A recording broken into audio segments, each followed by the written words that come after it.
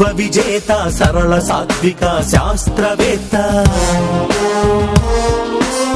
నిత్య జ్వలిత స్ఫూర్తి ప్రదాత యువ భారత నవ నిర్మాత స్వార్థమెరుగని మార్గదర్శి అబ్దుల్ కలాం సర్వసత్తాక సార్వభౌమ నీకు సలాం వందే మాతరం వందే మాతరం వందే మాతరం వందే వందే మాతరం